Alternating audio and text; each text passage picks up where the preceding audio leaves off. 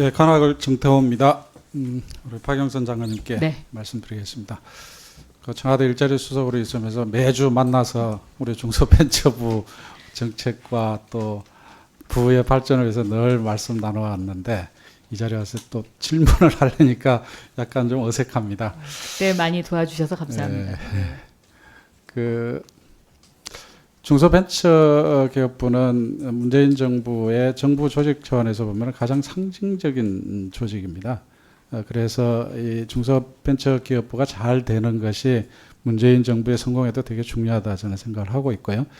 그 점에서 장관님이 이 중소벤처기업부의 그 업무를 그 정책적인 그 영역을 잘 정리를 해주시고 특히 또 이 존재감을 부각시켜 주셔가지고 저는 대단히 고맙게 생각하는 그런 입장입니다. 네. 그러나 지금 이제 중소벤처기업부가 새로운 어떤 과제를 안고 있는 것 같습니다.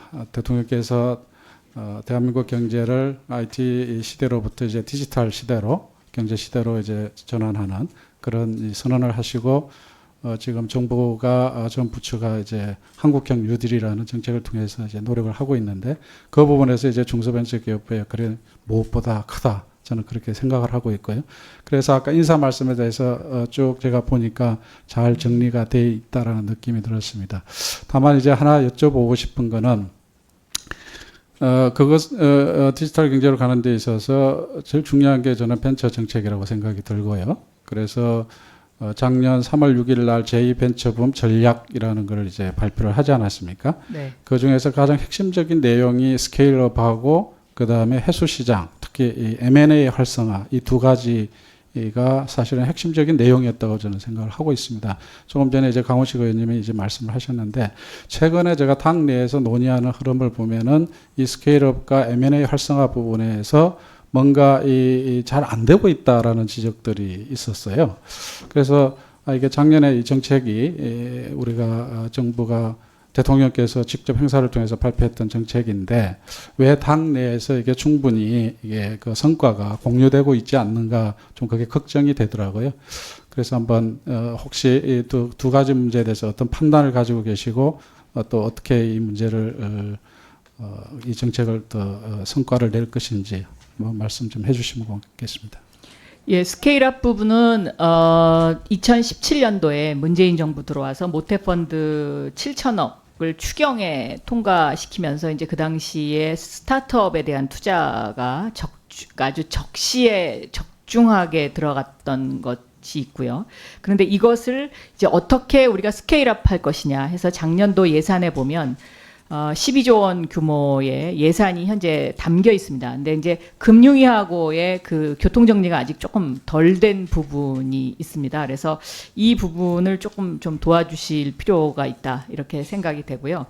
이 M&A 활성화 부분과 관련해서는 역시 그 아직까지 우리나라가 이 M&A 시장과 관련해서 대기업 위주의 그 어떤 정책을 피다 보니까 대기업들이 그 벤처나 어떤 혁신 기업들의 기술을 제값을 주고 M&A를 하는 것보다는 그것을 약간 벤치마킹해서 자기네들의 계열사한테 가져가고 있는 어떤 이런 형태가 아직도 조금 더 지속되고 있는 그런 상황이기 때문에 이 부분에 있어서의 M&A의 활성화에 대한 정책적인 어떤 좀 개선 이것은 조금 더 필요한 부분으로 저는 그렇게 인식하고 있습니다. 네.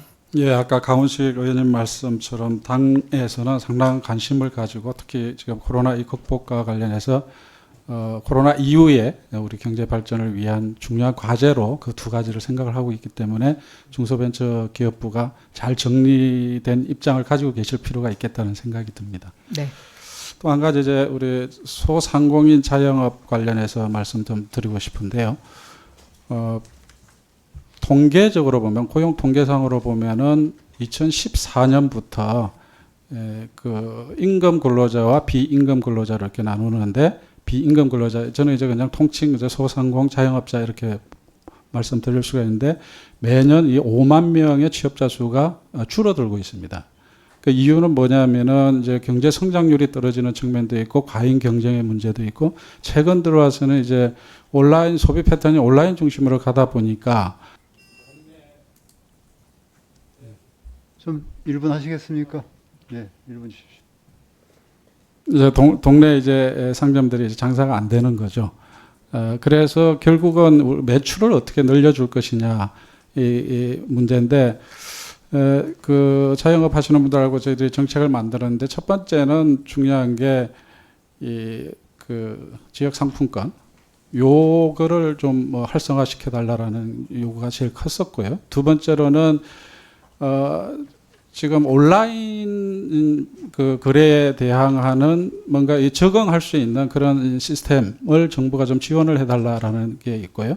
세 번째로는 이게 폐업하시거나 직업을 전환하시는 분들한테 좀 적극적인 직업 훈련이라든가 전환 지원 이런 것들을 이제 요구를 많이 하십니다.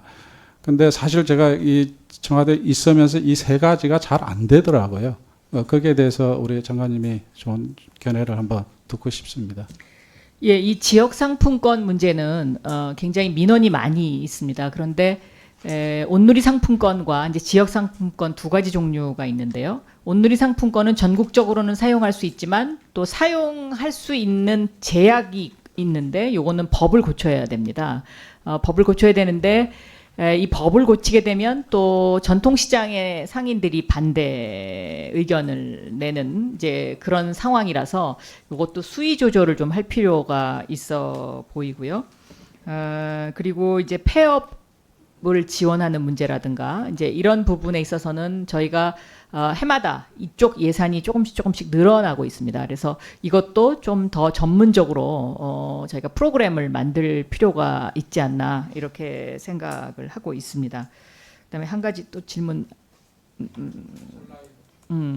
온라인과 관련해서는요. 그 올 초만 해도 소상공인들이 여기에 대해서 굉장히 어려워했는데요. 코로나19의 학습 효과라고 할까요? 요즘은 굉장히 적극적이시고요. 그다음에 또 저희 중소벤처기업부에서 하는 사업 중에 전통시장 매니저 제도가 있고 또 이번 추경에도 디지털 매니저 제도라는 것이 있어서 전통시장에서 이 온라인 판매와 관련된 전문가를 그 한 사람을 영입을 하면 저희 정부에서 지원금이 나갑니다. 그래서 그분이 이제 전체적인 어떤 그런 온라인 판매와 관련된 모든 분야를 담당할 수 있는 그런 제도가 있는데 이것은 굉장히 효율성이 현재 좋습니다. 예. 네, 감사합니다. 다음 1차 질의 마지막으로 우리 송갑석 의원님 질의해 주시기 바랍니다.